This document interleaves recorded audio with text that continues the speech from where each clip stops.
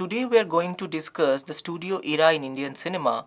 We are basically concerned with a period that is between 1930s to 1950s, when the major studios came up, and with the advent of the studios in Indian cinema, what are the changes that took place in India. So basically would focus on the technological aspect of the studio era in cinema, Indian cinema, how that led to some changes in the film technology in the overall scenario. Secondarily, we would focus on the other major important aspects of the studio era, how the transformation took place because of the major studios, and then very briefly describe some of the major studios, the big major studios, Prabhat New Theatres and Bombay Talkies, and finally how the studio era came to an end by 1950. So that is our basic discussion in today's class. So before we start describing or discussing the studio era in Indian cinema, we need to remember, or we should keep in mind, that when we are studying any particular historical period or trying to give an historical overview of a particular period with respect to a cultural text or medium or any formation of art, so there should be, we should keep in mind that we should do it with a kind of non-teleological aspect. That is, the event that takes place was not in that case a kind of inevitable event that was bound to take place after that event, but some event takes place and the events and the cultural text transform that changing logic. And also the other feature or other technique that we should keep in mind when we are discussing any particular uh, historical period or a particular cultural text or cultural event, that how we are saying this particular period is unique in itself, or how is it different from some other period of other cultural text. Suppose, like, if we discuss the studio era in Indian cinema, then the first question that comes up to our minds, how is it different from the earlier period or the early silent cinema of Indian cinema, or suppose how it's different from the period of post independence Indian cinema. So there we should keep in mind that whenever we are discussing any particular cultural text of any particular period, or we are saying this is a particular era, particular phase, we should we are actually, what we are doing, we're focusing more on the dominant features of that particular period. So there can be some features which are present in the pre-studio era, post-studio era and studio era as well, but we are not focusing on the uniqueness always of the particular period. What we're doing is basically what are the dominant pattern, or what are the dominant features of that particular period or era. Like in studio era, there will be some features, there will be some change in aesthetics, some change in technology that will be unique to its period, that was not present in the early silent period of Indian cinema. But along with them, there will be also some other pattern, some other stylization, some other formation that we can trace back in some other periods of Indian cinema as well. But in studio era, they got a new kind of realignment, or a kind of arrangement, or a kind of organized practice.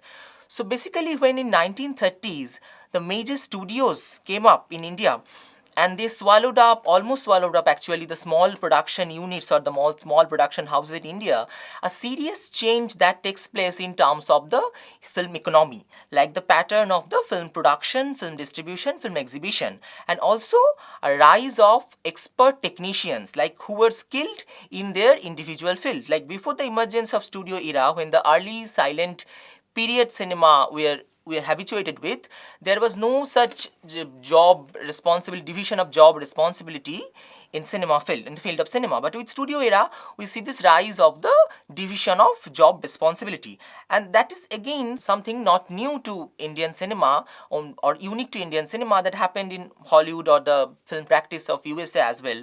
In USA, as we know, also between the two Second World War, the studio economy or the studio era emerged with the big five and the little three, like the MGM, RKO and Universal, all the studios, the giving shape or pioneering a kind of classical standardized narrative. So in India is with also, with no exception, in the similar period the studios emerge. And the major technological change, or the major change that overlap with the studio formation or the formation of the studio era in Indian cinema, was the emergence of sound, or the talkie.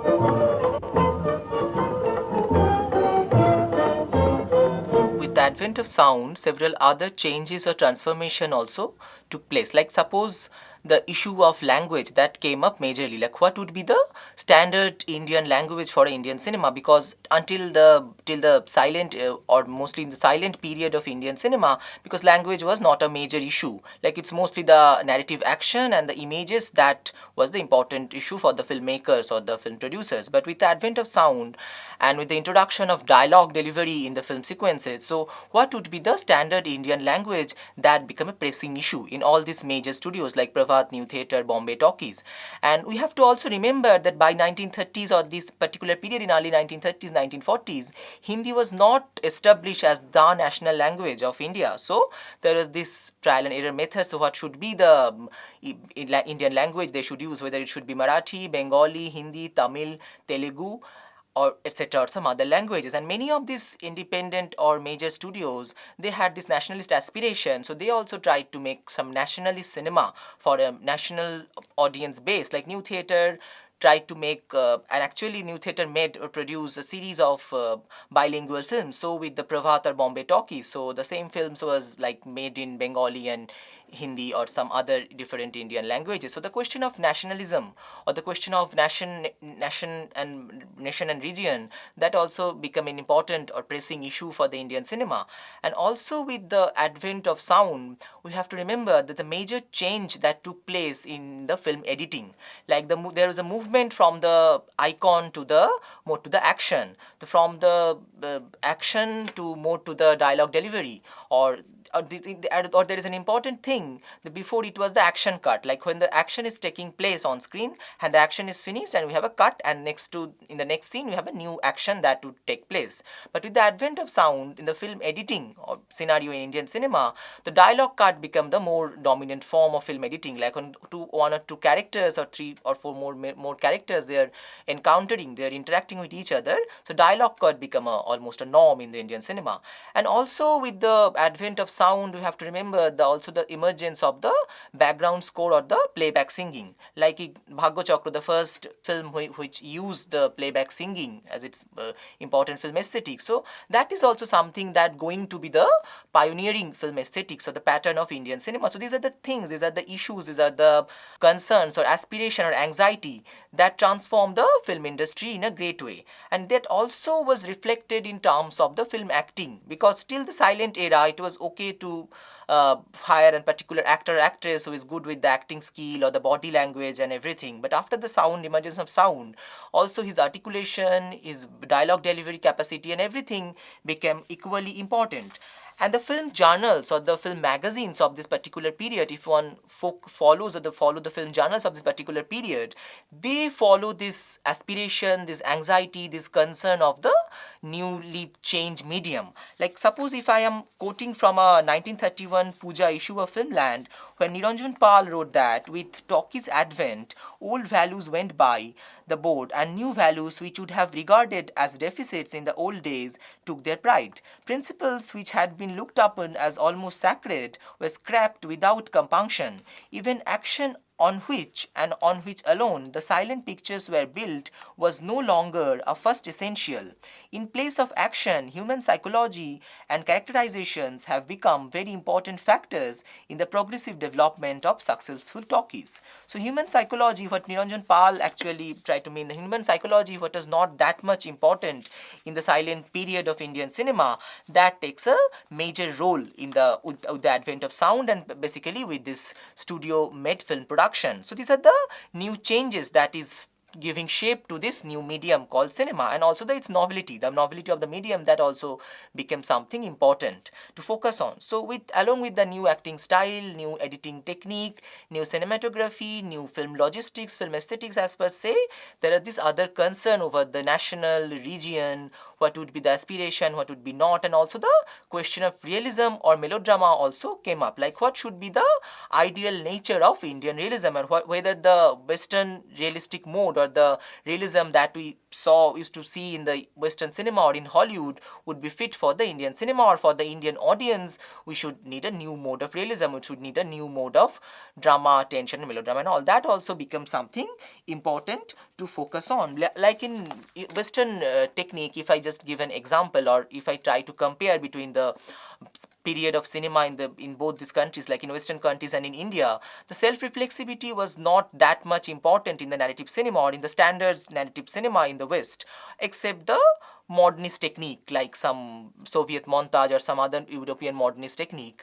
In narrative cinema or in standardized classical narrative cinema, it was mostly about the seamless narrative technique. But in Indian cinema, we find this exception, the self-reflexivity also becomes something important, and that especially with the films of new theaters where the stylization were important part of their film production.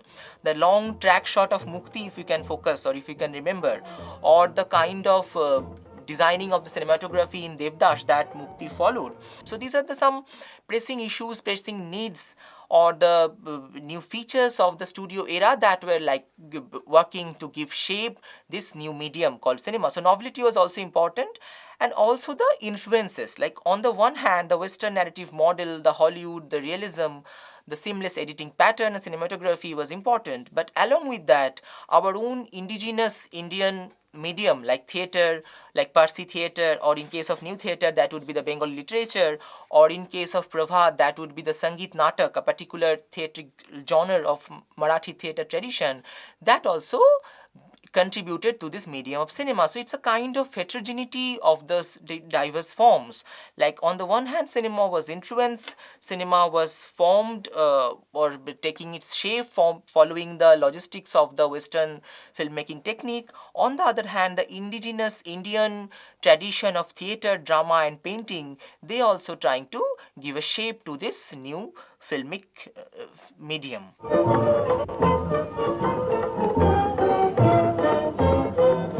Bombay Talkies was established in 1934 by Himanshu Rai and Devika Rani and have become major studio, one of the three major studios of Indian cinema, because Bombay Talkies not only produced some of the pioneering films, some of the relevant films, but also it served as a kind of training ground for many future stars of Indian cinema. Like as we all familiar with the actors or stars like Ashok Kumar or Raj Kapoor, they started their career with Bombay Talkies. Raj Kapoor started his career as a clap boy. Ashok Kumar started as a laboratory assistant, and some of the important filmmakers of this period and also the later period, they started also their acting career with Bombay Talkies. So Bombay Talkies was founded by Himanshu Rai and Devika Rani in 1934.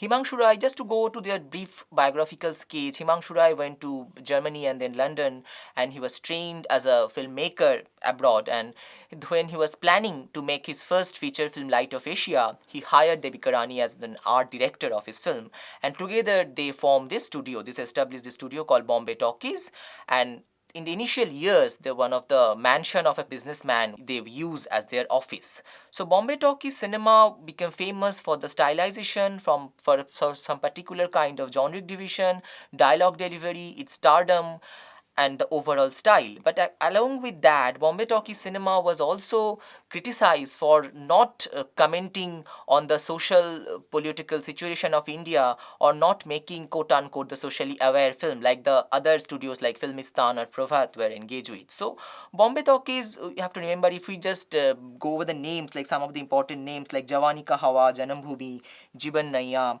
Mamta, Mia Bibi, Izzat, Jivan Prabhat, Nirmala, Achyut Kanya, Kismet, some of the major hits of the Bombay Talkies. And Achyut Kanya became really a major hit. It actually focused on a love story between a Brahmin boy and also untouchable girl, and Devika Rani and Ashok Kumar played the lead in this cinema. But again, this film was criticized by the critic that though it tried to portray the untouchability or issues like social discrimination, but finally what it ended up a kind of escapist love story and not focusing enough of the present socio-political situation of Indian cinema.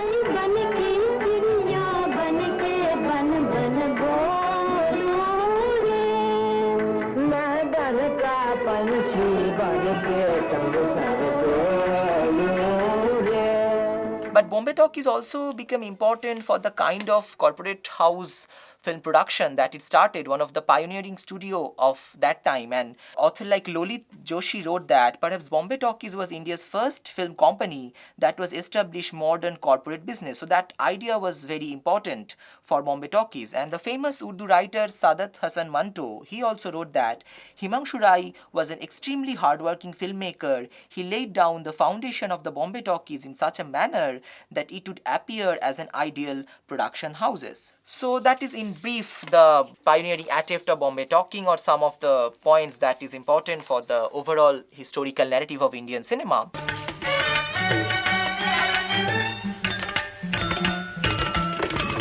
Prabhat, one of the other major important studios of the Indian cinema, that was established by Damle, Fatehilal and Shantaram and some other technicians, actually by 5 technicians who had very little money to establish a studio, but with their zeal and willpower they finally established the studio, and it became one of the most important studio of Indian cinema. So Prabhat was established by 1932, and contrary to the Bombay Talkies, which the specialization went with the stardom, the light-hearted comedy, romantic tale, Prabhat from the starting days focused more on the social issues or the socially relevant film or the social awareness the film projected on screen. So V. Shantaram, one of the important directors of the Indian cinema, who also later made films after he left Prabhat and he established Rajkamal Studio. So Damle, Fatehilal and Shantaram, all of them 3, made films like Admi, Sejari, Kunku, Duniya Na Mane, and many of these films actually focused on the issues of social discrimination, the caste privilege in Indian society, the oppression of women, the issues like child marriage or the necessity of the widow remarriage. Many of the films actually focused on that.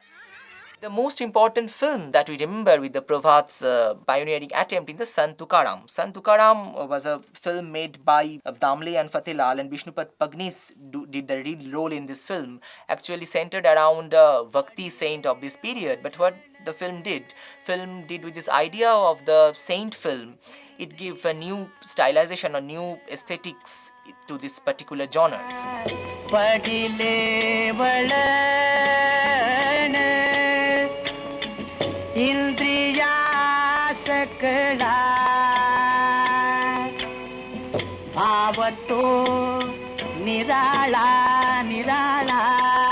And also Prabhat was important because Prabhat's film is important to focus on, because on the one hand the studio productions was influenced by the European modernist technique of cinema, especially the German expressionist style of film cinematography and film editing, but on the other hand the indigenous Marathi tradition or the Sangeet Natak also played an important role. So Prabhat focused on this heterogeneity of the both Western influence and also the influence of the indigenous art form.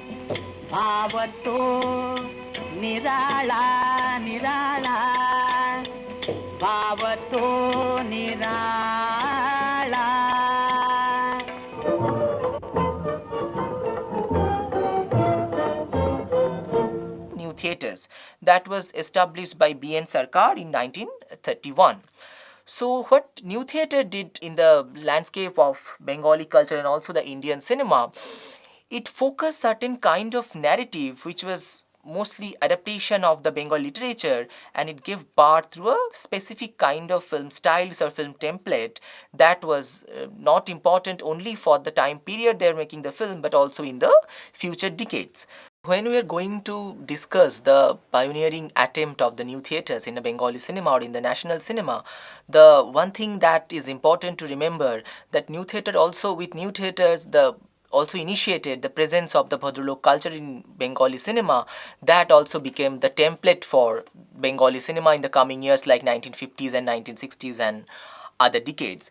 So while discussing the contribution of new theatres in the Indian cinema, Kalidas Nag wrote that new theatres invested a fortune not in rewarding or capitalizing on artists, but in building up new traditions for the techniques of artist acting, direction, photography, sound, recording, etc. It is because of this that this pioneer Bengal studio has become a veritable institution and a promoter of talents that have largely influenced the whole course roots of Indian films. Bombay and Madras studios may have advanced further in some respects, but in Bengal, studio experts did the pioneering job on the technical side. So mostly the new theatre studio was modeled on the Hollywood studio system, like production distribution arm and on the shooting floor and the hire technicians and all. But the indigenous, like the Prabha, the indigenous influences of the Bengali cultural tradition was also equally important for the new theatre films. New theatre made some remarkable films like Chandidash, Devdash, and then Jibon Moron, President, Bhagyo Chakra, and some other. And Devdash became the important film for new theatres and the importance of new theatres in the Indian cinema and the reputation it earned with this particular film. So the film stylistically brought new standards and brought it to a cinema a new lyrical intensity that was until then unknown to film audience.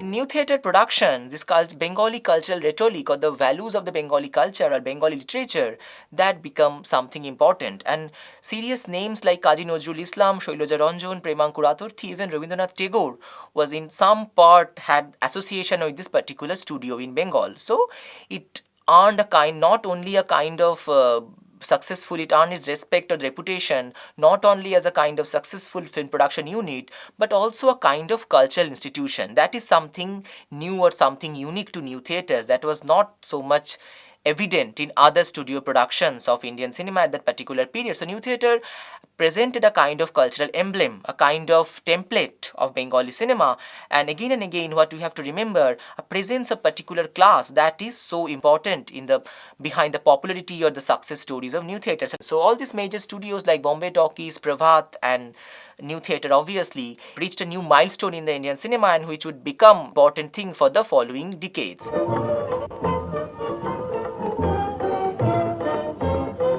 Studio era also came to an end by 1950s, and the reasons are multiple, like its emergence. Like its emergence was like caused by a multiple reason, socio-political, technological. Similarly, when the studio era came to an end, there are multiple reasons that were working behind this. The first thing that happened with 1950s, there is a new production economy or the new aesthetics that came up, and a rise of the new independent directors that also changed the Indian cinema scenario to a great extent. So instead of the major big production houses, it is the small production houses, independent production or the floating producer to be called, they become the important major player in Indian cinema. And also the Indian cinema focused 2 or 3 major themes that was not so much important in the studio era film technique or film aesthetics. Like in the post-independence era, the Indian cinema on the one hand focused on the Nehruvian dream, the aspiration of the Nehruvian India, and filmmakers like Mehboob Khan and Raj Kapoor, they focused on this aspiration quite literally in their cinema. And on the one hand, we have examples from Bimal Roy and some other filmmakers who tried to project a dark reality of the post-independence Indian cinema. So the unemployment and the poverty and the projecting the theme that ye azadi jhuta hai or the false independence. So this became the major trope or the major thematics of the post-independence Indian cinema, and the studio production or the studio film aesthetics or the studio film technology couldn't quite cope up with this new situation, with this new demand, with this new economy, with this new film aesthetics and all. And there are also several other factors like the shortage of raw stock that become an important issue, and that also brings the studio era to a particular demise of this particular phase. So with this, we come to an end in today's our discussion of Indian studio era.